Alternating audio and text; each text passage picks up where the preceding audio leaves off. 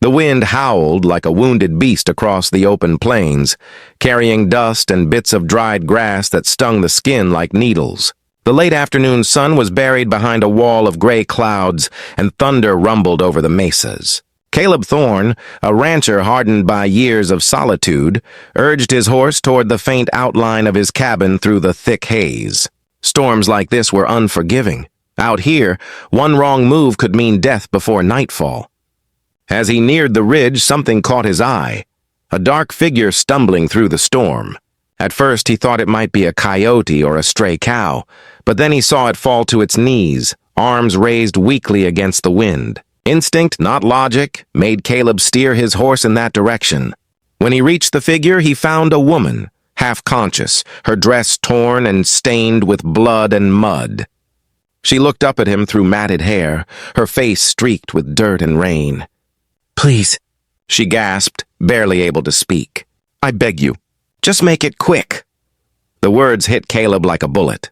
For a moment, he simply stared at her, unsure what she meant. She thought he was someone else, perhaps one of the men who had done this to her. Her eyes, wide with terror, were those of someone who had been running for far too long. "I'm not gonna hurt you," he said, dismounting quickly. "You're safe now." But she didn't believe him. She tried to crawl away, her trembling hands leaving streaks in the wet earth. Caleb knelt beside her, wrapping his coat around her shoulders despite her weak protests. When she fainted, he lifted her into his arms, surprised by how light she was. Just skin, bones, and a stubborn will to survive.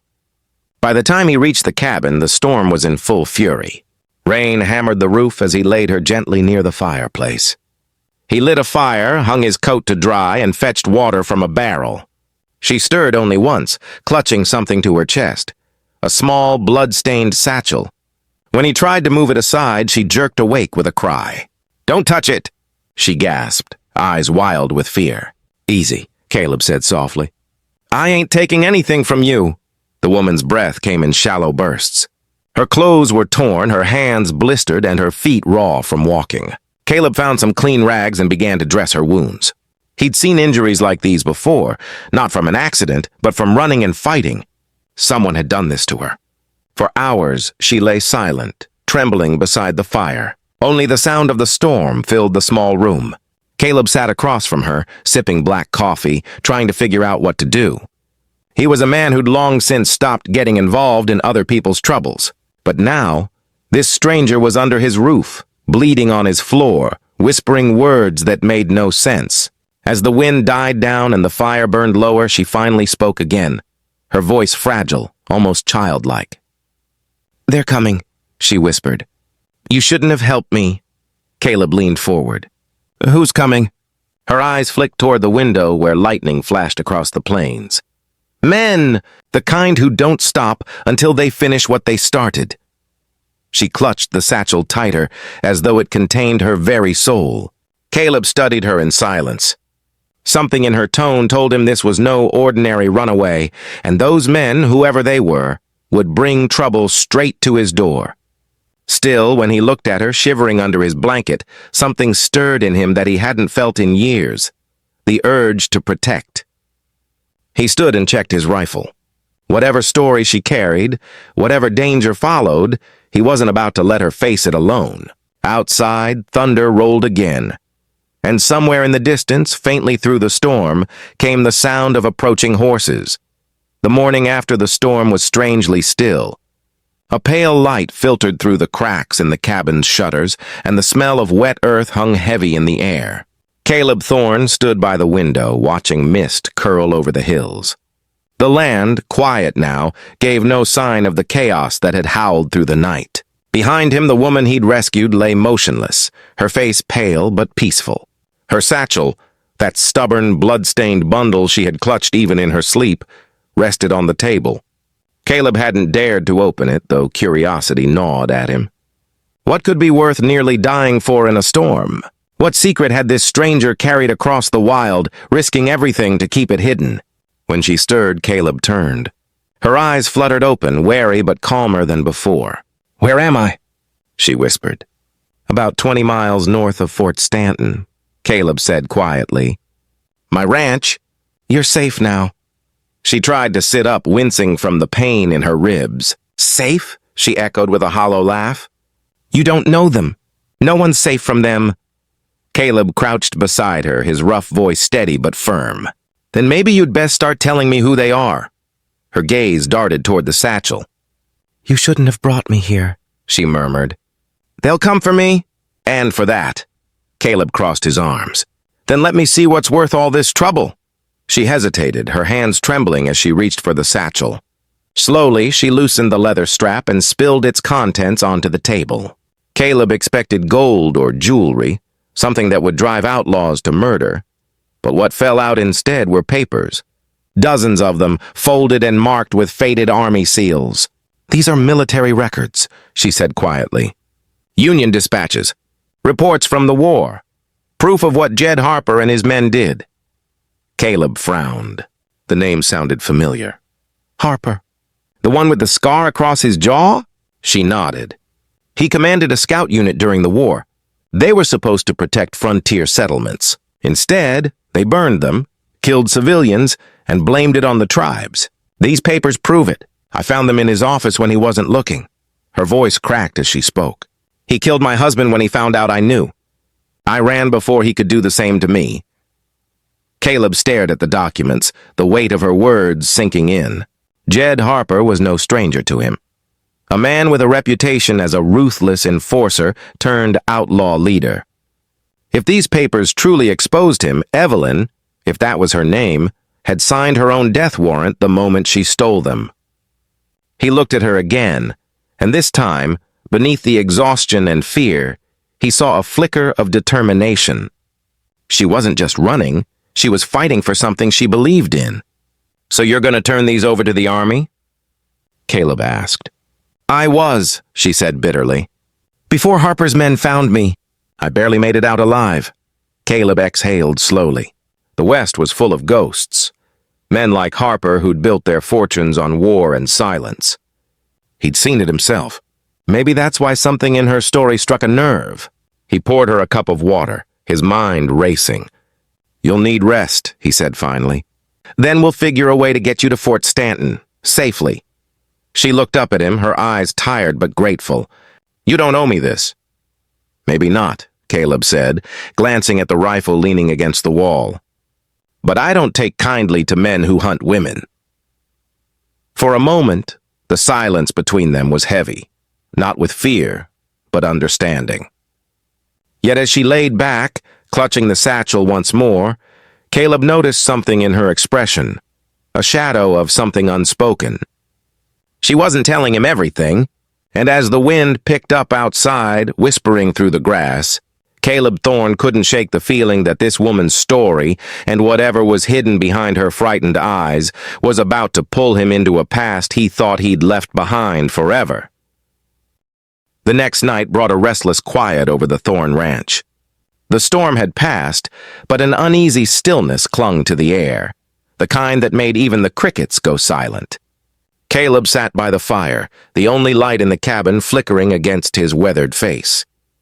Across the room, Evelyn slept fitfully, murmuring fragments of dreams too broken to understand. Caleb should have felt relief that the worst was over. Instead, he felt the pull of old ghosts. Her story about Jed Harper, about war crimes and lost men, had stirred something in him that he'd buried years ago. The part of himself that once wore a uniform, followed orders and carried guilt heavy as a saddle. As he leaned back in his chair, his eyes caught on something near the fire, a small photograph half hidden under Evelyn's torn coat. Curiosity got the better of him. He picked it up gently, brushing away soot and dust. The photograph was faded, the kind taken years ago during the war between the states. It showed a man in Union blue standing proudly beside a woman and a child. The man's face was unmistakable, Caleb's own, younger, sterner, but his eyes just the same. His chest tightened. He turned the photo over, finding faint handwriting on the back. "For Evelyn and Samuel, Fort Sumner, 1864. The name hit him like a hammer blow. Samuel Granger, his commanding officer, the man he'd left for dead. He stared at the sleeping woman, her face softened by firelight. The memory came rushing back. The ambush near Red River, the screams, the blood. Caleb had been ordered to pull back, to save the supply line, but Samuel had stayed behind to cover the retreat.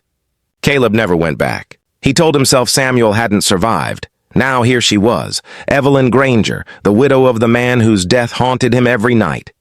His throat went dry. He stood slowly, the floorboards creaking under his boots. "Evelyn," he said quietly, holding the photo. "You need to tell me the truth," she stirred, blinking awake. When she saw what he held, her expression collapsed from surprise to dread.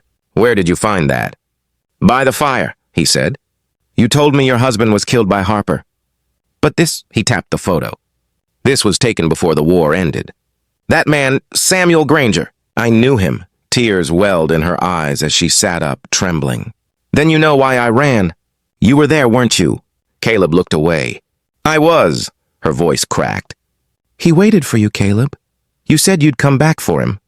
The silence that followed was suffocating.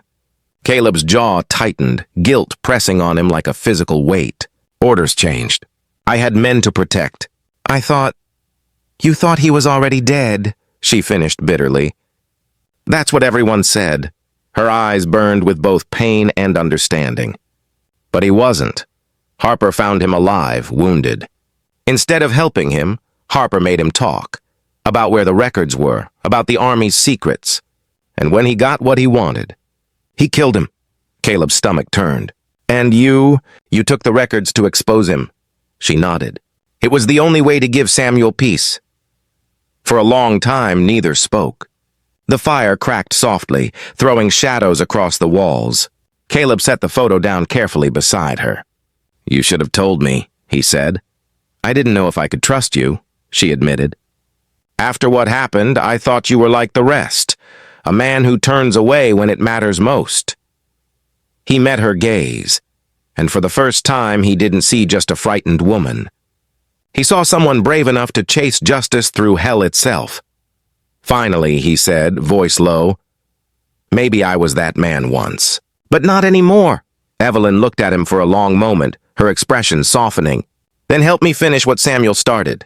Caleb nodded, eyes hardening with resolve. "I will." Outside, a wolf howled in the distance. The night seemed to listen. For Caleb Thorne, the past he'd tried to forget had come knocking, and this time he wouldn't run from it. Dawn crept slowly over the New Mexico plains, painting the sky in bands of crimson and gold. The air was sharp with the scent of rain and ash from the dying embers in the fireplace. Caleb Thorne was already awake, standing on the porch with his rifle slung over his shoulder, scanning the horizon. Something in his bones told him that trouble wasn't far behind. Inside the cabin, Evelyn moved stiffly, still sore from her wounds, but no longer weak. She'd slept only in snatches, her dreams full of gunfire and the echo of her husband's voice. When she stepped outside, wrapped in one of Caleb's old blankets, she found him tightening the reins of his horse. "They'll be coming," she said quietly. Caleb nodded, jaw set. "I know. The kind of men Harper runs with don't quit easy." Evelyn's gaze followed his to the trail that wound down from the ridge. It looked peaceful now, but she knew better. Somewhere out there, Harper's men were tracking her, and anyone who helped her would be marked for death. Caleb had already started preparing.